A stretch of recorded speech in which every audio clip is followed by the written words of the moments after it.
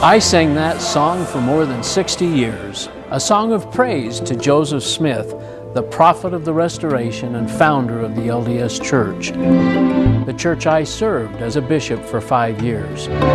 I knew the church was true. I was a faithful Latter-day Saint. My life has been built on certain truths, but wishing doesn't change the truth. Jesus said, "You shall know the truth, and the truth will make you free."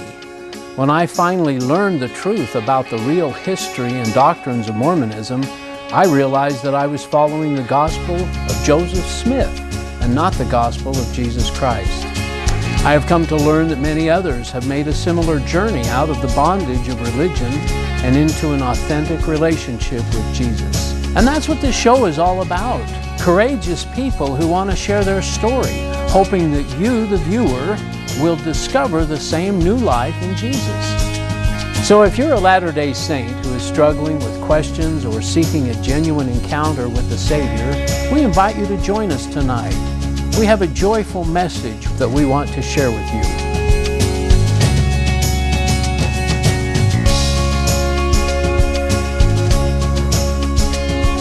Good evening and welcome to the Ex-Mormon Files here in the heart of Salt Lake City.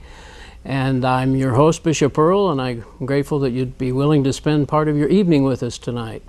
I would like to introduce Larry Greenwood. We appreciate you coming and sharing your story with us tonight. Good to have you. Happy to be here. Why don't you just start in and tell us a little bit about your Mormon background? Well, I was born here in Salt Lake. Yeah. Went to all the Mormon church functions, and my active. Your parents were active. Parents saw to us that we went to church. Yeah, and just did all the normal things that a young Mormon boy does. Cub I guess, Scouts, Boy Scouts, Aaronic priesthood, deacon, teacher, and priest. I guess. Right, and all right. That. I was ordained. I think. Did you ever take seminary? I had 2 years, I think, of seminary. Yeah. Old Testament, New Testament. Feel like you learned much there? No. No. You're kind of young to, I guess, get exposed to a lot of stuff, but. I remember being there. Yeah. But, Yeah. I was very fortunate. I call it ADHD. I was kind of focused on certain things and couldn't focus on other things. Sports and girls, maybe, or something. Fishing and ball. Okay. Well, so what kind of your family though? You have brothers and sisters, and were they active? And I have 2 brothers, 4 sisters. Yeah. We were all in the same family. We all went to the same place, and all did the same thing. Yeah. So. Now, your parents, I noticed in talking earlier that your parents went through the temple later after some of you were a little older. I was about 12, I think, 11 or 12, and then I have a younger sister that may not have been born yet. I'm not sure. She was babe in arms or whatnot. But all of us, except my older brother, were invited to go through the sealing. My older brother could not attend that. Yeah, I want you to tell us about that. I remember hearing this a little bit. Tell us why he couldn't go. And he's only 16, right? He was right 16 or 16 and a half, something like that. Yeah. He, after work, had a job. After school? After school. Yeah. At a filling station. Yeah. And so he got paid for that. Yeah. And he made $20 a week or something, and he did not tithe on that. So didn't pay his tithing. So during the what do they call it? The interview, bishop's interview. Yeah. They found out that he wasn't worthy to go to the temple and be sealed to his parents. And I just find that so shocking and surprising that he would be. Was he ever sealed to mom and dad? Yes. Then? Yes. He later. I think, and I'm not sure the story, if it was when he didn't go on a mission, then when he got married, they went through, it was a temple wedding, and they may have done the sealing at that time or shortly thereafter. But he was always aware that he hadn't been. Oh, absolutely. He was the compliant child. Oh. Of the family. Of the family, but what makes it interesting is that he was the one that could not participate in temple ritual. Wow. And that was, I guess the family talked about that. Were they a little disappointed? No, but I remembered it. I mean, it was very clear in my mind. It's kind of surprising because I wouldn't think a 16-year-old could be. It just seems strange, but anyway, yeah. So what happens in high school and so on? Are you still active, and then what happens? In high school, socially active. My best friend in high school was a Baptist kid, so really? we hung around, but he was socially Baptist the way I was socially, Mormon. So he went to his functions on weekends. I went to functions and invited him to scouting activities, and I don't remember if dances were included in that, but then we hung around and talked with all the neighborhood girls, did all the neighborhood stuff. Bicycles. Well, I know you're young at this point, but do you have a sense that the church is true and that Joseph Smith's a prophet? The answer to that is no. Really? I never, ever pretended to be anything but a skeptic. And even at that, I mean, you're thinking back as you were then. Right. I enjoyed asking questions, and my mother was kind of responsible for feeding me some of those questions. Really? So I would talk with. I had a fairly close relationship with my mother, and so while we were peeling peaches and doing the home stuff, we would talk.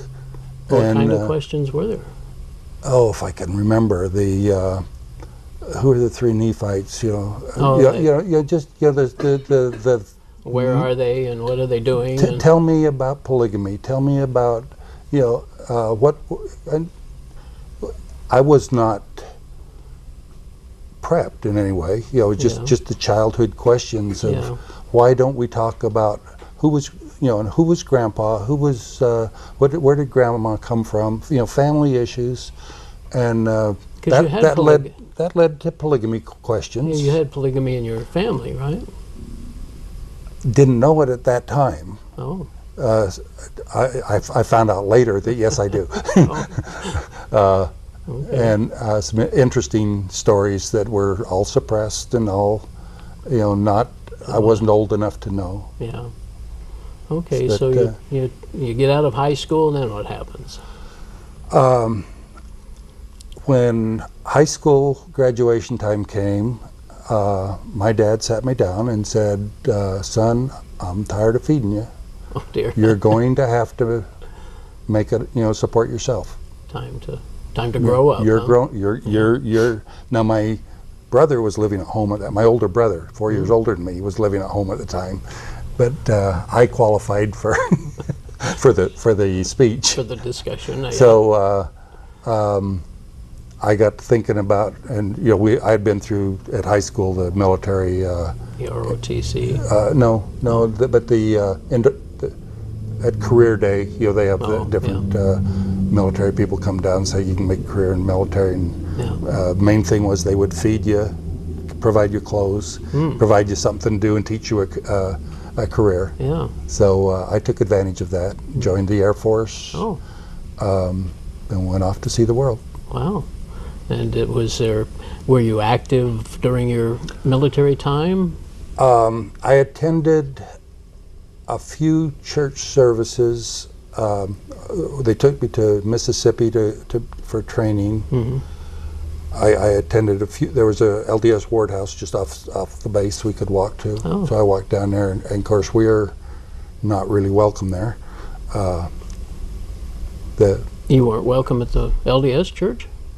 Well, we were officially welcome, but these military? Yeah, okay.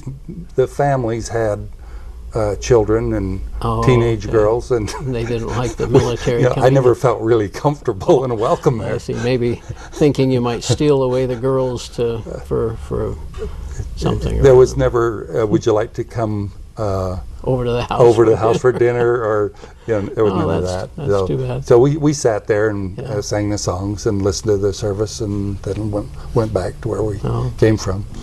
All this time, you kind of partially active, I guess you'd call it. But did you still feel like you were a member of the church, of course, and yes, had that basic concept that the church was true? You're saying you didn't have a strong testimony, but what did you have a testimony about, or anything? No real, what I would call it, a strong testimony. You know, Okay. it's just who you are. You know, Now, was Mom? Go ahead. I'm sorry. Was Mom and Dad disappointed at this? Did you feel? Yes, you know, yes, of course. Oh, okay. You know, if I had, when I was 18 and had a job, Yeah. if I decided to go hunting over the weekend, Saturday and Sunday, they let me know that was not the correct thing to do. Sure, breaking the Sabbath and yeah. Yeah.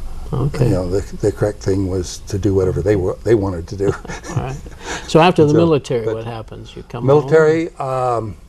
4 years in the military. I'm now Wow. 22 about. Yeah. I got a job down in California and attended a couple of church services down there. Again, never felt comfortable or welcomed. So then stopped going entirely. Wow. For how long? I got married. We had, how long was that? Probably 6-8 years. Well, really? Long time. And did you marry a Mormon? No, my wife was pretty much a heathen. She had a grandmother who was a Christian, who had some influence in her life. She had the grandma who loved Jesus and read her Bible and whatnot. So, and she had hung around her church friends going through high school, but she was not really. So we were both pretty much heathens at this time. Okay, well, I hope you don't get in trouble for that comment, but she's certainly she's a good Christian lady at this point. And she is indeed. Okay, just so you can go home here tonight. Yeah, no. So one thing that was kind of interesting in talking to you earlier was that you said that your wife thought that there were some strange things in the Mormon church. Yes. And you went ahead and tried to teach her that no, these things weren't strange. Right. I took the Mormon standard answer that there's nothing really strange about our religion. In fact, we're the real Christian church, and try it, you'll like it. Come get acquainted. And so when she started looking for some spiritual investiture, input into her life, she started reading different books and some strange quasi church things. You mean? So was I this said, in California or here no, this in was Utah? we at this time lived in Kansas. Oh wow! And so I said, let's go to the Mormon church, and you'll find out that it's not weird at all. And so we got dressed and went to church. It was a Mother's Day. When we got there, can't remember if they had sacrament meeting first and then I don't remember the order of the service. But anyways, we went to what would now be called gospel doctrine class or something like that. Gospel doctrine. And since it was Mother's Day, they spent the whole class, the whole hour talking about Mother in Heaven. Oh my! And we both looked at each other and said, "What is that?" Had you ever heard that before? I had no knowledge that this was something that the church taught, believed. All the Mother's Day services I had ever been to was having how many women here have 5 children, how many have 6 children, stand up, and the one with the most children got the biggest applause. That was Mother's Day, for me. What you remember, huh? But Mother in Heaven was, was difficult for me to even think about. So you had to agree that was kind of strange. I thought it was very strange, and I think she may have said something like that, and she was right. I don't remember. There were several things that she had said to me, that they believe, Jesus and Satan are brothers, some of this kind of stuff. And no, we don't believe that stuff. Really? Yeah. She pointed out that one. Things like that. Yeah. And I said, well, we got to go try and see. Well, the interesting thing about the Mother in Heaven is it isn't ever said anywhere. We kind of backdoor or back up into that concept because we have to assume that since we're married in the temple for time and eternity, God had to have been married in the temple for time and eternity, and he had to have a wife, or at least one, probably many, and so there has to be a mother in heaven. But the Bible and the Book of Mormon, no one ever talks about mother in heaven that I'm aware of. I know there's one song that mentions the mother in heaven, but that got you. And Jesus being the brother of Satan, you didn't think that was a Mormon doctrine? No. You hadn't heard that one? I didn't know that one. She had studied enough. Yeah. She knew some things. And, I thought it was just a church where people got together and loved on each other, which it is. Yeah. Well, so tell us now more about your Christian walk, or what's happened to bring you around to becoming more of an active Christian. Well, that story proceeds. We tried the church that she wanted, wanted to go to. Yeah. She was invited by a neighbor to a local church, so we went to that church, and she came home one day. I call it all born again.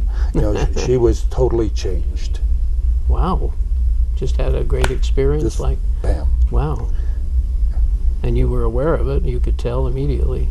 And what happened after all this inactivity, I guess, on her part? What happened? Well, everything rushes all to your mind. What's happened? Yeah. It's as if she's run off with another man. She's got the spirit. Huh? Totally different. Oh. So was it? Anyway, excuse me. Was it good? I mean, you were happy for her? Yeah. Excuse me.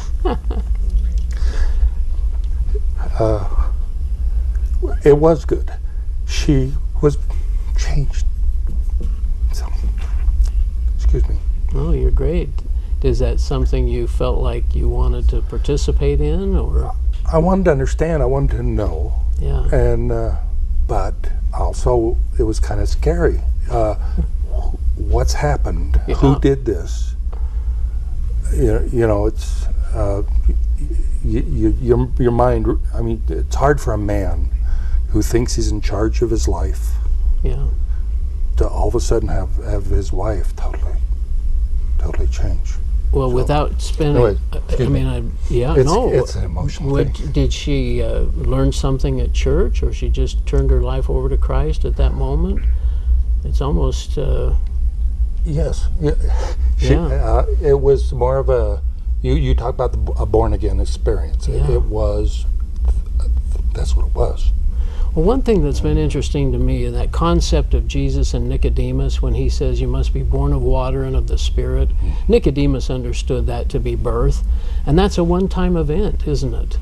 And for her, that being born of the Spirit was a one-time event. And changed her life. And so you wanted to find out what this was all about? Well, I had to. I mean, it's either you have no other option. You're going to get left behind if you don't. So, it's your family, and it's upheaval. It's both good and bad. Yeah. All the good things are good, but the bad things are terrible. Yeah. So did you start studying then and learning what she had experienced?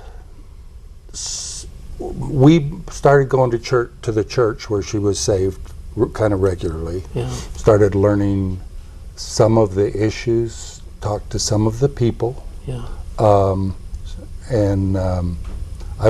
very slow, very methodical, very scientific in You're not deciding. going to jump into anything. And it was probably a year, 2 years that I attended church, and then one day there was a seminar coming to town called Bill Gothard seminars, popular back in the 70s or 80s, somewhere in there. So went to the seminar. It was a week-long seminar. So you go and they talked about everything, who God is, what the Bible is, how it came to be, what God says, everything that has to do with religion. Yeah. What the cults are, just everything. It was a whole year's worth of sermons. Wow. And it was very good. So at the end they had a decision time. If you'd like to be a part of this, raise your hand. Accept Christ as your Savior, and right. Yeah. So I did. Now that's the moment I say I became a Christian. But it was much later, like 15 years later, till I felt comfortable defending Christianity. Really? And trying to explain it, and as it relates to Mormonism. Yeah. Because you're permanently a Mormon when you're born into Mormonism. Yeah, well, that's kind of what I was trying to get at. It sounds like you kept trying to go back, trying to defend it to your wife, and trying to make an effort to find your place in Mormonism. Right. But backing up just a little bit, how did you feel going into this Christian church? Did you notice a difference between that and Mormonism? The Mormon Well, church? yes, I felt very estranged from the whole thing, and naturally Mormonized. You have this brick wall. You do not listen. You do not hear. You do not see. So there's a natural wall towards anything outside the Mormon Church that's just ingrained in you. Yeah. So it took, and at least it was to me. It took a long time be able to see and hear. Yeah. What Christianity meant, and and I had to go through the whole complexity cycle of how complex it was to finally get to the point of how simple it was. It is simple, isn't it? It's absolutely simple. Yeah. But I had to fill in all those bricks and bricks and bricks until I finally saw there's a building here. And tear a lot of bricks down probably in the process of studying. And, anyway. Did you feel as Jesus? How did that change for you? Your concept of Jesus? Well, in Mormonism, Jesus never really existed. We are the Church of Jesus Christ. We're the Church of Jesus It's the Christ. church, isn't it? That's and a lot of it's we're doing our own work, and we're kind of making our own headway. And, right. Yeah. And we, the Church, Jesus Christ is kind of an adjutant to all that, but it really has no other than the name of. We pray. Kind of always at the end of a prepositional phrase. Right. It seemed to me like, so now as a Christian? Well, you get the idea that, and the way I put it, that Jesus is God, but filtered to where we can approach him and talk with him. Yeah. God is so awesome that it's terrifying to even try to conceive of the creator of everything. Just incomprehensible. And when you start looking at the biology and geology and astronomy, and you say everything, and this God put it all together. I mean, you got to be terrified to even. You don't approach this person. I say 10,000 supernovas is God. God is not approachable. I've felt the same thing. Even the transition was different, but it was definite that to have a respect and love for God. But he gives us this picture of Jesus as a human as God that we can relate to. God manifest in the flesh. Right. Yeah. So that's the answer to your question. What did I think about Jesus? Jesus is the face of God for humanity. Yeah, and so he means a little bit more now to you than he did as a Latter-day Saint. Well, we can relate to him. Yeah. He relates to us. Yeah. That's the story of the Bible is. Well, speaking of the Bible, that's always a question I like to ask. Has the Bible meant anything differently to you? Well, yeah. It starts taking hold of your conversation, and